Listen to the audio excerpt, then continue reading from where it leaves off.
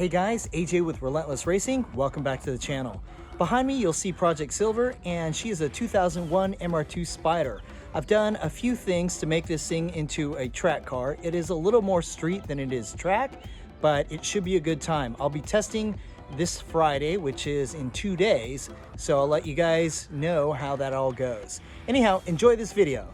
Let's start in the front.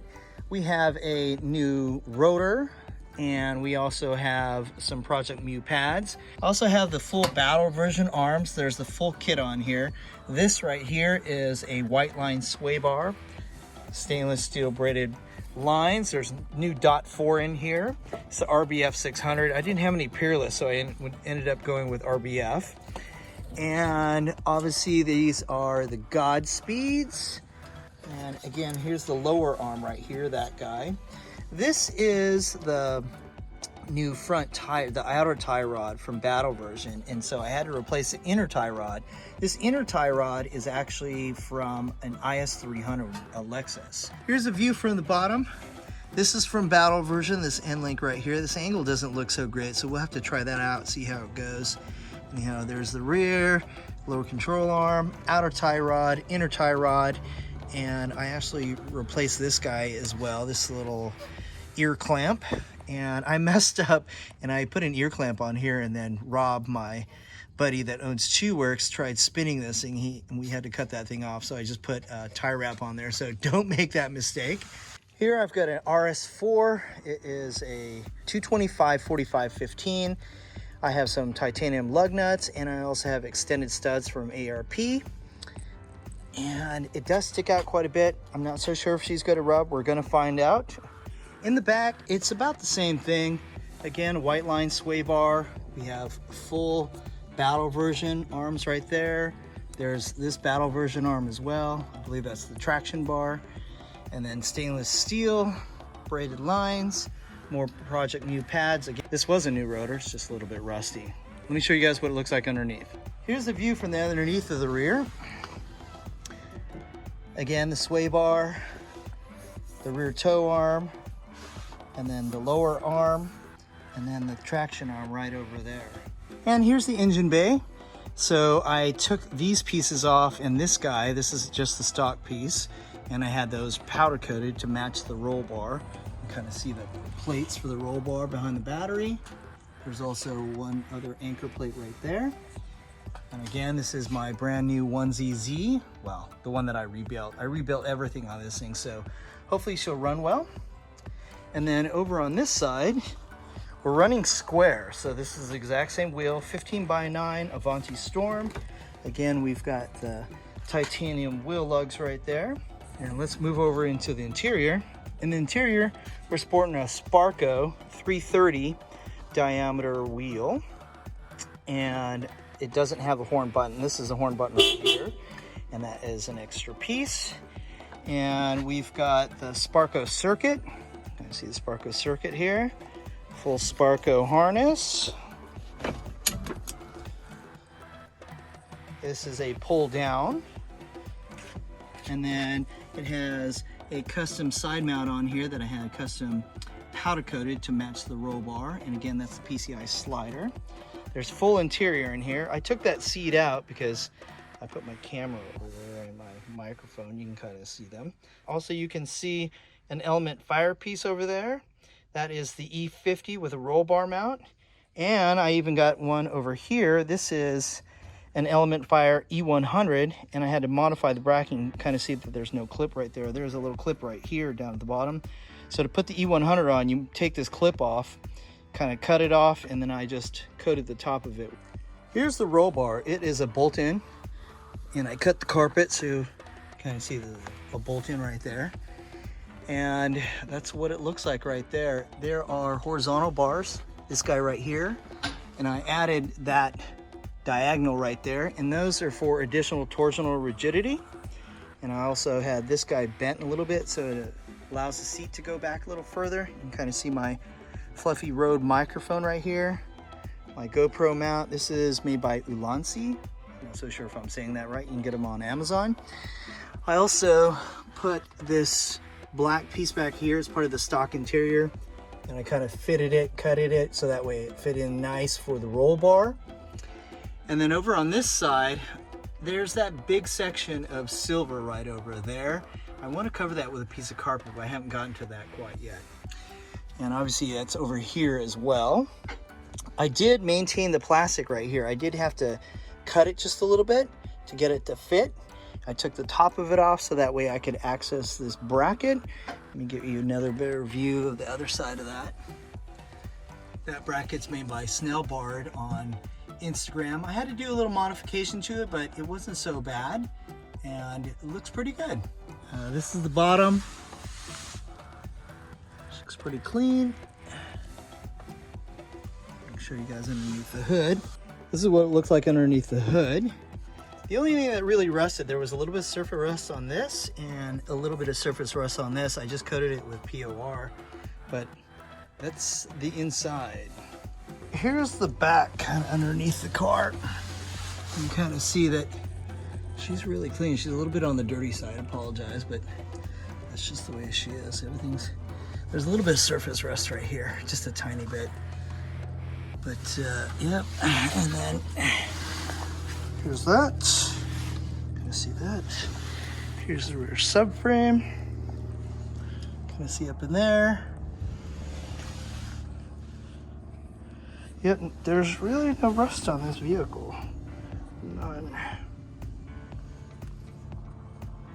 Well, it looks like we finally made it to Buttonwillow. Unfortunately, my truck back here, the AC ran out, and I was probably maybe only an hour in on my 3-hour drive, and I was sweating like crazy. It was 102 degrees, but we're finally here.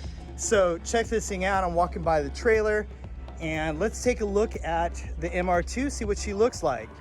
Look at this guy. We just got this number plate on there, and just so you guys know, I use this contact stuff. This is a removable shelving tape.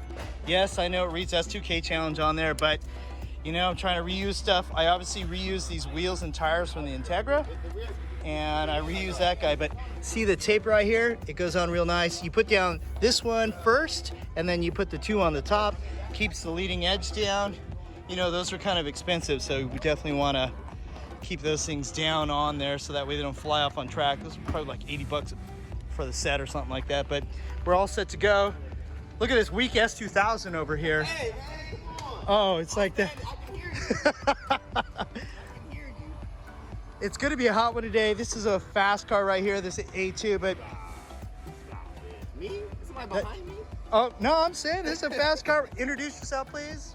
Chris Anderson, A2 driver, self-proclaimed ice skating dancer, philanthropist. What's your IG handle, buddy? Everybody _ hates _ Christophers. If you guys don't follow his Instagram, it's a pretty interesting Instagram. Got a little cooler car right here. Oh, check out this E50 in here. Oh yeah, keeping it safe. My middle name is Safety. Safety. My last name is Safety, and my middle name is Safety. What's up? Looking good. Not as good as that, though. I'm just saying. And what do we got here? We got a little FK8. FK8. What's your IG handle, buddy? It's gonna be Zaddy, Z-A-D-D-Y, FK8. Nice, nice. Anything special to this thing? No, just a Type R. You know? Just a Type R. Listen to this guy. Yeah. Just oh, here's that IG handle right here. Very nice. Is this your first track day, dude? My first day. Oh wow. Guess we're gonna be seeing you in the driver's meeting, huh? Yeah. Awesome. So notice how beautiful this car is right now, guys. Okay? It looks good right now, but it's gonna get dirty today. That's just the way it works. And if anybody's gonna get dirty, it's gonna be Chris. And the only person that's gonna be dirty than both of these guys is me. So I'll let you guys see this car when it's clean. It'll probably be dirty by the end of the day. I have no idea what this thing's gonna handle like. There's my buddy Elio. All right, I'll film a little bit more, but I have to get back to the driver's meeting and conduct that thing. We are about to go on track. I just finished doing the driver's meeting, and I'm going to prep my car real quick and prep myself real quick, and we're gonna get on track. So let's do this. In this first session, I really took my time to figure out exactly how the car was reacting to stuff. For the most part, she was very neutral. Here we go, coming through the start-finish line.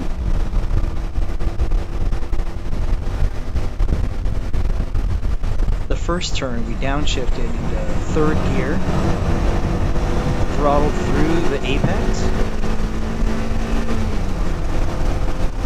heel and toe down into second gear.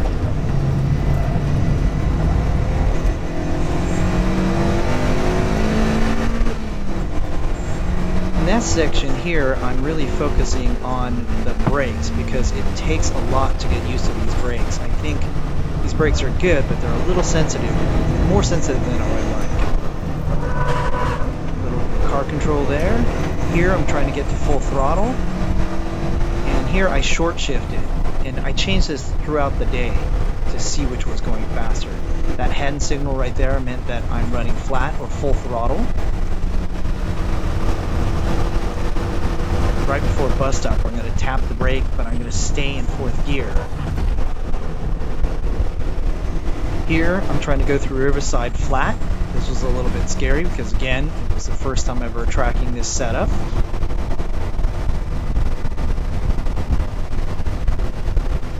Still maintaining flat into Phil Hill. We're going to tap the brake, firm, downshift into third, gas up and over Phil Hill. Then we're going to come in strong into the sweeper. Firm brake. Modulating throttle through here. And then right on to a full throttle. Coming through the S's, a little bit of control through there.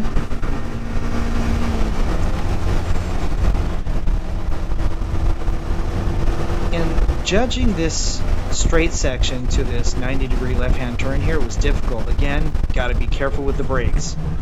Also, coming over this section right here, she did not like it when you took it up and over the berm, probably because it doesn't have a differential.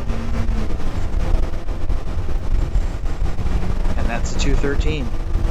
Wow, I just did one session, and it's been a while since I've been on track, but so far the car's handling really, really well. This time I'm going to put the phone in there and I'm going to see what type of coolant temperatures I have. And this time I also have one of these guys, a little timer. I didn't have time to put that on because I was doing the driver's meeting. But let's go back out there and see what's happening. Finally in the car, and yes, I'm going to be running AC. Oh yeah, feel that AC. All right, let's try our second session. We have a timer now. Let's see how she does. We got the camera, the GoPro working. Put our gloves on and let's get rocking and rolling. This time I'm going to watch the temp on the phone too. Let's see how it goes.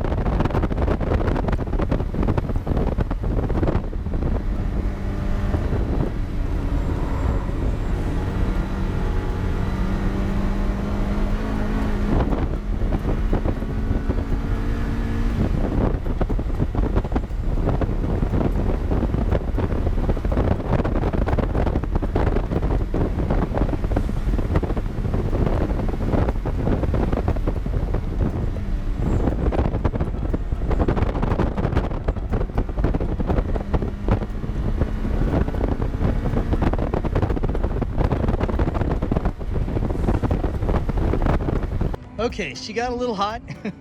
According to the coolant temperature sensor, she got to 243, and we broke the trunk release. So I put this little line in here. I kind of rigged it so that way it'll open. You kind of see the line going right there. Right there. It just attaches to that section right in there. You can kind of see how I did it. Anyhow, and it overflowed just a tiny bit, not a ton. You can kind of see down in there, there's not a lot of fluid down there, and it looks like she's still a little warm, so it's expanded. We'll see what it looks like a little bit later when we come out. Also, I was running with the AC on, so I'm gonna take the next run and see what it looks like without the AC on. And I'm also gonna pay a little more better attention to the coolant temps and see how she does. And we ran a 213, so I'll show you guys that in a little bit and see how that is. It's kind of slow here, but this is a slow car. Anyhow, that's the update. Third session coming up. I know some of you guys are freaked out about that 243. It's okay, calm down. So this definitely has a 1ZZ in it, and the reason why I built the 1ZZ was just to learn more about it.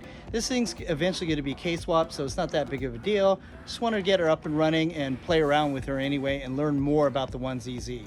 So does the 243 freak me out? No, not really. If I blow the head gasket, I don't really care. If I blow up this motor, I don't care anyway either. But I got what I wanted out of it. I learned about the 1ZZ, and it was a really cool motor. It's just like the K-series on the bottom. But again, if I blow it up, not that big of a deal. So I continued on with the day. Here's what happened.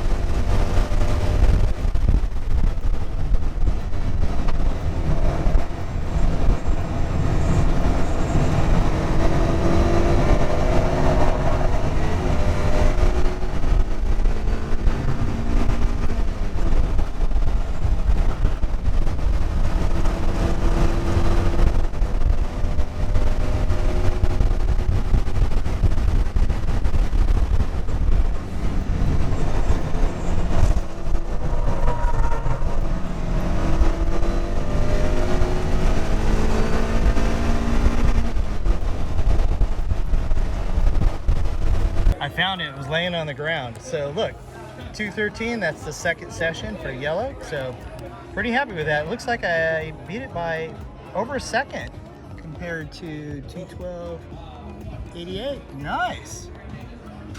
All right, so let's take a walk towards the track. I'm up a level in the main building right here. This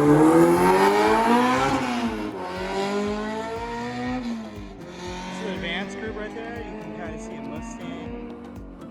That's Bus stop, that's what it's called. Mustang's going in through Riverside right now. And it's approximately 99 degrees. We're out in the middle of Central California. And it is pretty hot today. 99, supposed to get up to 101. It's currently just before 2 o'clock. You can see some of the cars over there. Let's see if we can get a closer look. So there's our little rise in elevation over there. That's known as Cotton's Corners. Coming around through here. This is configuration 13CW if you guys want to look it up. And again, it's Buttonwillow Raceway Park in California. Brian's Type R, that yellow car. We're going into Riverside. Here's it front straight, that blue Mustang again.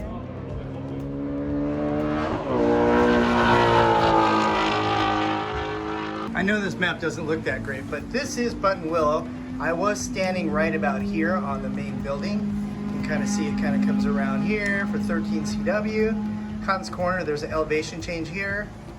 Bus stop, that's where everyone jumps right there. A long sweeper called Riverside, and then it goes up in elevation here in Phil Hill. And then it comes back down. There's a sweeper here, some S's, and here's the final turn. And that's the 90-degree known as Sunset. The other one's called Sunrise over here. So let's get ready for our 4th session.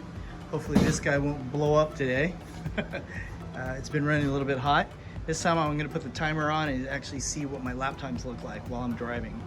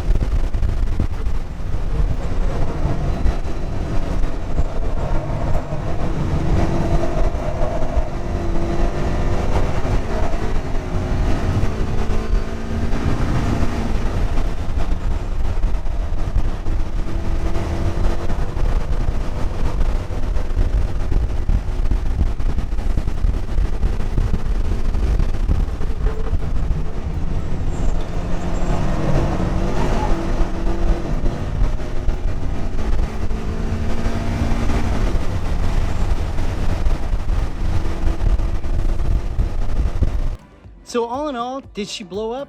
I don't know yet, to tell you the truth. I will tell you this though, I was able to vacuum down the system and it held vacuum, which is a good sign that the head gasket isn't damaged, but that's not a lot of pressure, you know, a lot of vacuum pulling on that thing. So I'll have to check it with a leak down test and see how she does. And as far as the handling and the Godspeed Monomaxes and the tires and the wheels, my particular setup, this thing did really, really well. Is she underpowered?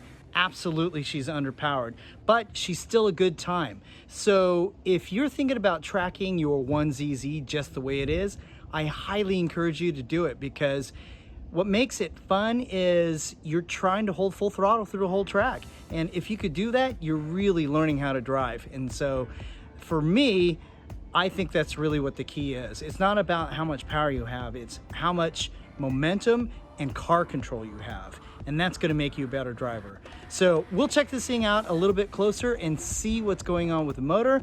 But until then, this is AJ with Relentless Racing. Thanks for watching this video. We'll catch you in the next one. Stay relentless, and I'll see you on the track.